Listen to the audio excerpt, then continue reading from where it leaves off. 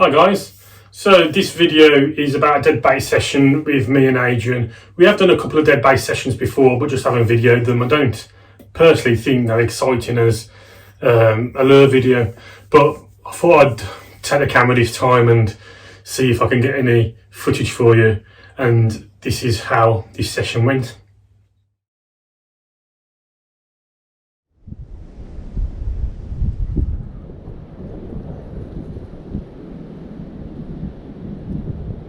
So I got my two baits nicely positioned. This one's just in the margin on a sprat as it slopes down, and got a bit of slack water there on the bluey. Adrian's over by the tree and he's just looking for a place for his another one. He's already had a run on a one by the tree and lost it, so hopefully that will come back for him. But yeah, it looks nice couple of pegs. Yeah? Yep, Aid's in. He's got one by the tree.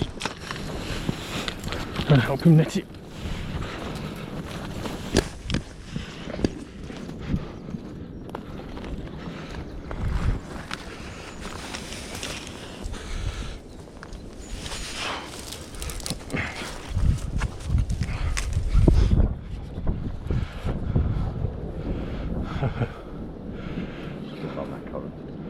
Yeah. Yeah, bad mate, he's not bad. Two-toned double. It's the colours of his head. Hey. The colours of his head. Just one in. Here, hold that a sec. Let's just go and get the forceps.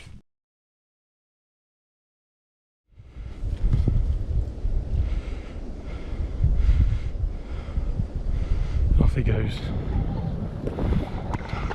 I'll give this one a recast. I do like recasting every half an hour or so, just so I know it's not snagged, and if there was a pike watching it, then a lot of the times you can induce a take, or once you've recasted it you could get a run quite quickly.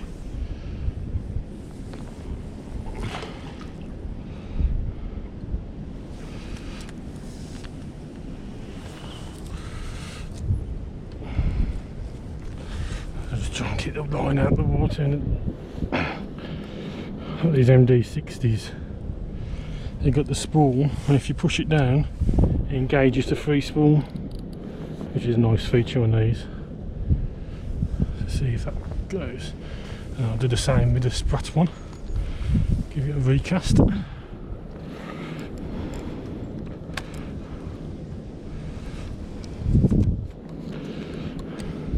a little bit further out I'm going to go. Same sort of depth by the looks of it. Just going to bring that stop knot down just a touch.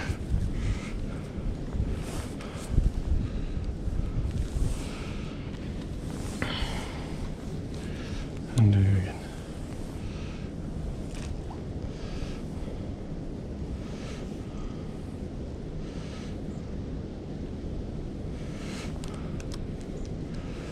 Still needs to come down a little bit more, I think.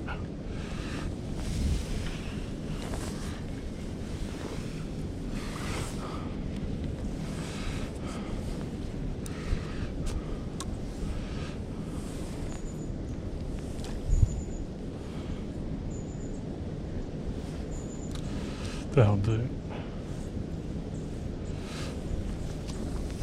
Again, putting the rod rest, keep the line off the water so the flow don't take it down, and engage the free and spool. Just tighten it up a little bit. There we go.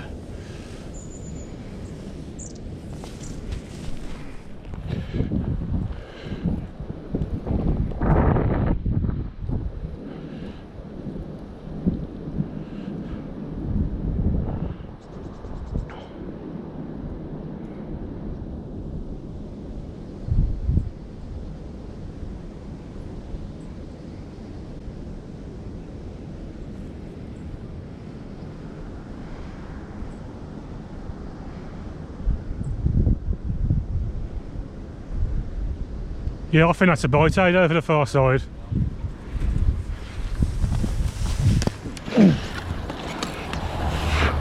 Adrian's in again.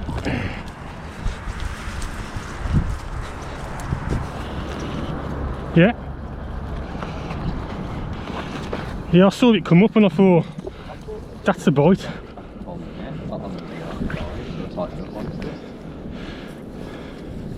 Little one.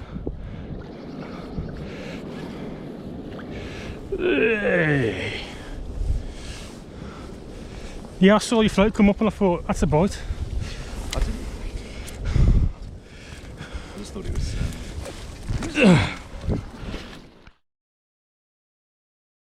You got some leeches on.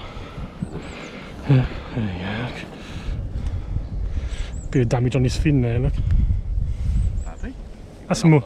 That's more the size that you're used to, isn't it? Yeah, there you go, mate. Oh, well, I'll put you in the best peg, didn't I? Yeah. I thought I had a knock on my bluey, but nothing's come of it.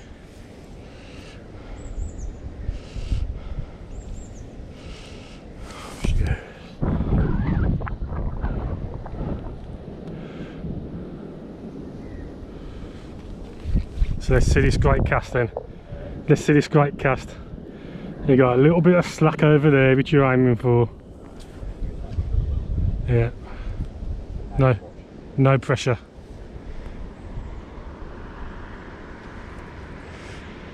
Oh, a little bit more.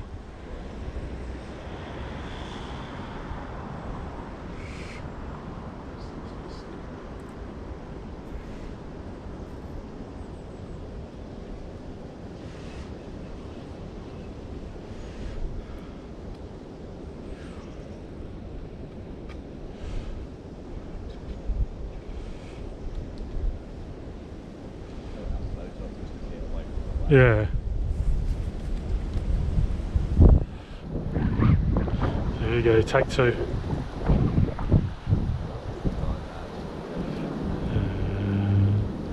Ooh. That looks good. Yeah, perfect. Look at that. Adrian's caught two on a sardine, so it'd be stupid not to put a sardine on. So I'm just going to change my rig. Using these clips, I can just quite simply take that double hook off, which I use for the sprats, and quickly change onto a set of semi-barbed trebles for the sardine. This one I'm going to use.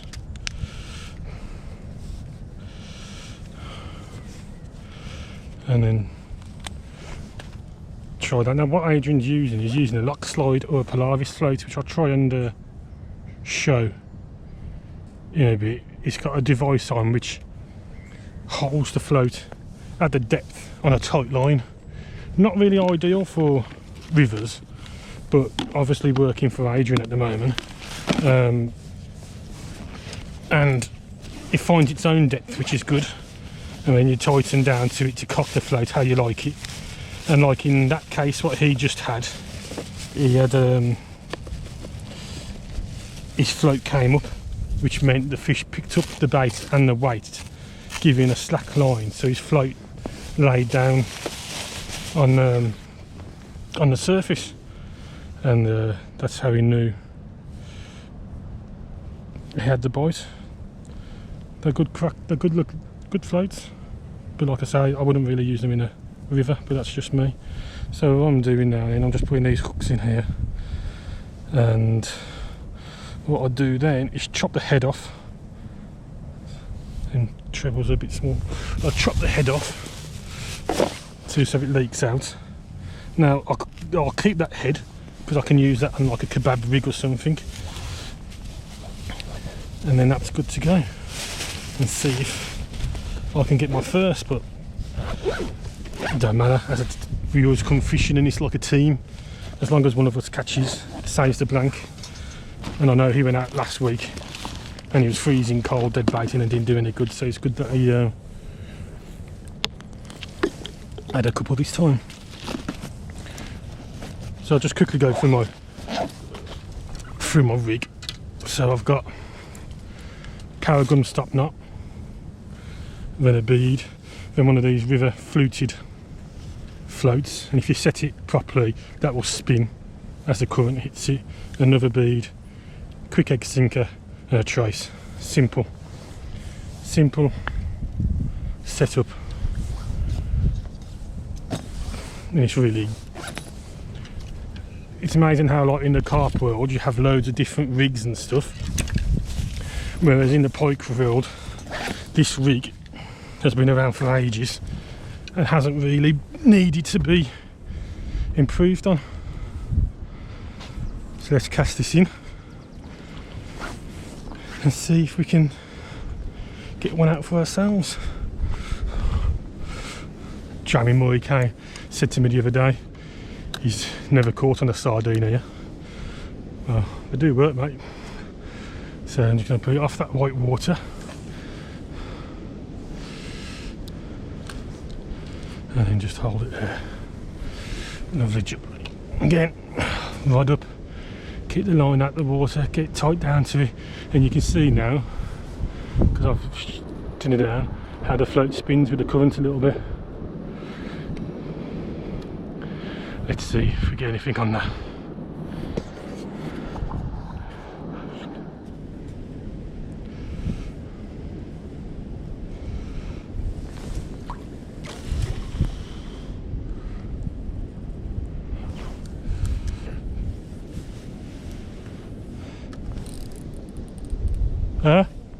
Hey? Yeah, we'll get a bit further in kind of thing. I'm just gonna try that area kind of thing.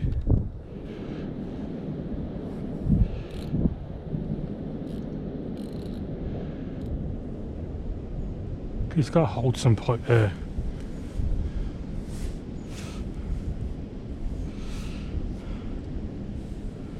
My camera wouldn't turn on properly, but I've just missed one. Had him on for a while on the bluey. Just after recasting it, I knew there'd be one round there. Let's see if we can get one again and try and get on camera this time. Not a bad size, like Adrian's first one, I think.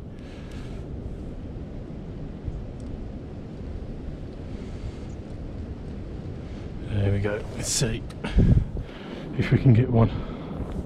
Now I've got one on the bluey. So I only just casted it in. So you can give it a little bit of time to take this. Well, one aid. Just give it a little bit of time. This time.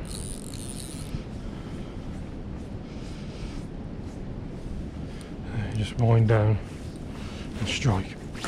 Yes! Yeah. A little one. Have I only just casted it in? Yeah. I only just casted it in again. I noticed it. It's not far after we hit that.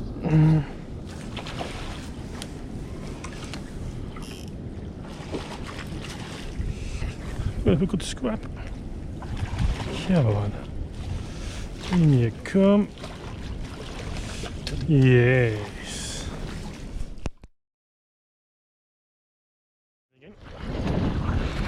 I'm coming.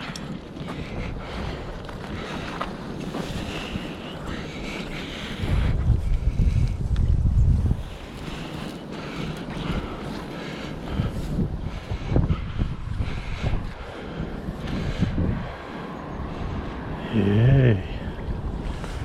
Nice one. Hey. Another nice one.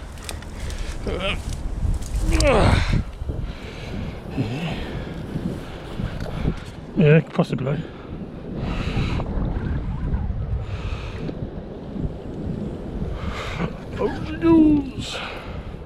So these are the floats that Adrian's using. They're the lock slide floats, and what they do, they set their own depth and fit on a line. Very simple. You don't need any stop knots or anything. Your braid just goes in one end and out the other, and then onto a bomb or your weight, and then you trace at the bottom. And what happens is you can move this up and down yourself easily. So on the cast, you just bring it down, cast it in, the weight hits the bottom, and on the slack line this will come to the top, and then you'll wind down slowly to tighten the line, and when you have a tight line that will cock and stay at that depth. All you need to do is have a heavy enough weight to keep that tight line, and then your bites will either, your float will go under as the pipe moves off with you, or if it picks up the bait and the weight as well, like Adrian's first one, when it come up and lie flat. And they're great to see the depth that you do and no messing around with stop knots and stuff. And there is another version called the Polaris ones, which is just slightly different locking mechanism but works on the same principle. So yeah, a real good session in the end. I was a bit disappointed that my peg by the bridge and fishing underneath the bridge didn't bring more fish.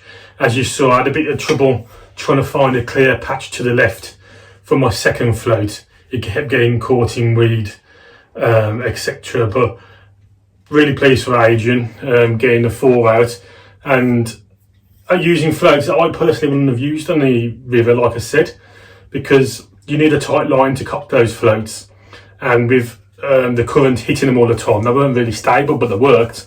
And I just thought I'd show you a bit closer look of the Polaris ones, and this is the connection, which I prefer these because I think it is a bit neater than the lock slide ones, and your line goes in there and comes out the bottom. And this one is the Polaris, and it's the 1 ounce version, so if you use a 1 ounce lead or more, you should have no problem in cocking them. And this is for a depth of 4 to 20 foot, and they are real nice floats. And I'd use these in lakes myself personally. Wouldn't you really use them in the canals? I like to use smaller floats because you're fishing in shallower water, but like you saw with Adrian, they're great for telling the depth. You cast them out, they set the depth, you reel it in and you can see how deep it is, and then you just move it down. Brilliant. So I hope you enjoyed it, and until next time, tight lines.